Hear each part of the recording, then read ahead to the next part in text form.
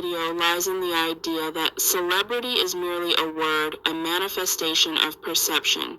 Words hold power as they are akin to spells, hence spelling. It's crucial to clarify that I'm not categorizing these individuals as good or bad. The focus is on the fact that people are often triggered by words, and it prompts us to reflect on the influence language has on our perceptions. I'm here to make you think beyond thinking. Here's a clip of individuals, celebrities or not, sharing their experiences and thoughts on being labeled as such. It's a glimpse into their world and a reminder that behind the fame, they're just people being celebrated by other people. Don't forget to like and share to spread the perspective. Now security come with me everywhere. I don't like those things. It makes me feel unhuman. It makes me feel weird, and I don't like it. I know people just trying to take care of me, but I want to escape with my friends and run around and be free and like blah blah blah. But like you think about it differently when shit like that happens. Why am I unhappy? Okay, Stephanie Gaga hybrid person. Why are you unhappy? Why is it that you want to quit music? Yeah, I hated it. There was just strictly because I was like young. I was 17 and like insecure and like couldn't deal with the energy like being thrown at me, and it was just like a visceral experience. And now I can like really appreciate and enjoy it. It does feel strange on a daily basis, but at the end of the day, anyone that doesn't want to continue doing what they're doing and realizes that there's a bit of a sacrifice to being able to fulfill your dreams should go do something else. That's my attitude. I don't like wasting my time spending days just shaking people's hands and smiling, taking selfies. It feels shallow to my existence. I have a lot more to offer than my image. I don't like being used to make people money. I feel sad when I'm overworked and that I just become a money-making machine and that my passion and my creativity take a back seat. That makes me unhappy. You know, when people say like, oh, well, when you get into this business, you have to know, like, that's the price you pay, and I disagree with that entirely. It's your job, and it's what you do when you show up on set. It's what we're doing right now.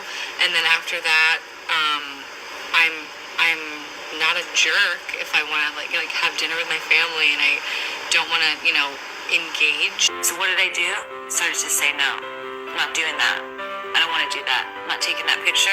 I'm not going to that event. I'm not standing by that because that's not what I stand for. And slowly but surely I remembered who I am. And then you go home and you look in the mirror and you're like, yes, I can go to bed with you every night. Because that person, I know that person. That person has balls. That person has integrity. That person has an opinion. And I've, been putting out singles and doing all the jingle balls in the world and all the things and all the red carpets I could possibly fit myself onto. And, the first time I met Mikey, I was like crying in Tommy's garage because I was so tired from doing promo. I don't want to go to begin with. I don't like going to things. I don't. Oh my God. It's a lead up My stress. anxiety. Oh my God. I know. I can't handle it. I didn't come into this business being driven towards things like that. Like, I just wanted to sing. All I ever wanted to do was sing and write and perform and dance around and make music. I've loved singing my entire life. Since I was able to talk, I was able to sing. That's all I ever wanted. So I never really gave up.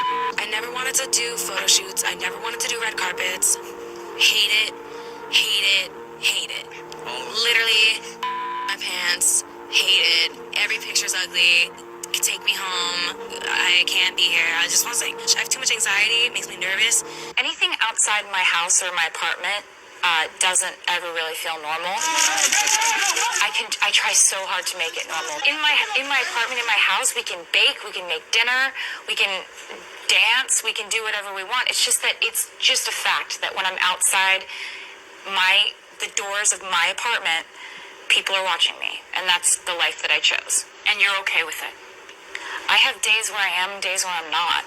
Sometimes it feels absolutely stifling and overwhelming, to be honest with you. But most of the time I'm able to go through the mental exercise where I just say to myself, how many years did you want this? How many years did you dream about this? How many times did you say to yourself that if you ever got famous, you would walk up to people in restaurants and introduce yourself if they were trying to take a picture of you? Like, I always used to say when I was a little kid, like, if I ever got to do this, I would make the most of it, and I would try to do good things with it, and I wouldn't be all weird and affected by it. So it's not a normal life. I think it's only honest that I admit that to myself, but there are ways that I can still act normal amongst all of it. I think the important thing is just to take it one step at a time. I think if you rush into fame, then that's where it can be really affecting. And if you take it for granted, it can be really affecting. But I love this job and I love working so much that I think I'll continue to work and won't sort of acknowledge the fame side of things really, and just enjoy the work and the process. You know, I guess that's par for the course. You know, people want to, you know, they like to keep the fantasy alive, whether it's good or bad or dramatic or, you know, more interesting than you actually are, or perhaps nobody knows the real interest in you, or whatever it is. You know, you can be pigeonholed and labeled and, you know, torn apart and put up on the pedestal again and whatever. And I think you just have to, you know, it's an adjustment. We are told that if we're beautiful, if we're skinny, if we're successful, famous, if we fit in, if everyone loves us, that we'll be happy. But that's not entirely true. The most important journey I think all of us will go through is the journey in ourselves, to find our truth, to find who we are and what makes us happy. You know, if I love what I do, I look at it as a gift, and I know that there's things that come with that, and I fully accept it, and you adapt. Just, there's a lot of wonderful, positive aspects to it. Mm-hmm. Being able to do good with it, being able to be heard, have a platform, bring joy to people, bring awareness to issues. Do you like the attention? Or is that... Yeah, I mean, it's nice, and I do appreciate it when I get recognized now because it's so rare. They've obviously seen your work and they've appreciated it and they want to say hello. And I can see though, if you're like Justin Bieber and you can't go anywhere, it would be quite tough and cumbersome, really. Started happening for you? The same. Yeah. It just really shocked me and surprised me because it caught me off guard. I just walked to the hotel like on my own business, and there they were like snapping away. Rihanna. So what do you do to avoid that? Do you want to avoid You can't do anything about it, really. You just go with the flow. I heard you were in the local shopping mall buying shoes the other day. Who told you? I heard. I don't know. You do our job here. I was. No, I will tell you this. The biggest struggle that I've had with fame, the biggest struggle, is that people think that you don't have time for their problems. They think that you are so busy and you are so fabulous in your glamorous life that you couldn't possibly have time for their problems. And I just remember it was like over a year ago, I sat down with everyone and I said, I'm pissed. And they said, what do we do? I said, I'm pissed. I'm pissed because I know what's going on with you. And I know what's going on with your relationship. And I know what's going on with you, with someone who's in the hospital. And I'm pissed that you didn't tell me. And what we're not going to do is say that we're friends. And you listen to me every single day about my life. And you don't let me help you with yours. Wow. And ever since then, it's completely changed. And I'm a happier person because people act normal around me. It was after I won an Oscar when I was 26, so I was really young. Everybody starts removing all of your obstacles. All of a sudden, I was this pretty young woman, and everybody was removing my obstacles, and I got to stop waiting online. I started just behaving a little strangely or a little weird. I hope that it's because we also live in a time where everything is a little bit more vain. And when you have all this stuff, doesn't mean you're happy. You know, I can speak for myself. My father, who Tom knew, he sat me down one day. He said, you're kind of turning into an asshole.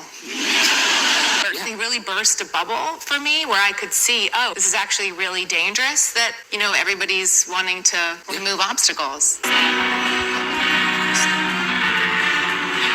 always said is that I just want to just be like, well, these people like me, but this one doesn't. Why? But they don't know me. I want them to know me and understand my mind. It doesn't. It's exhausting.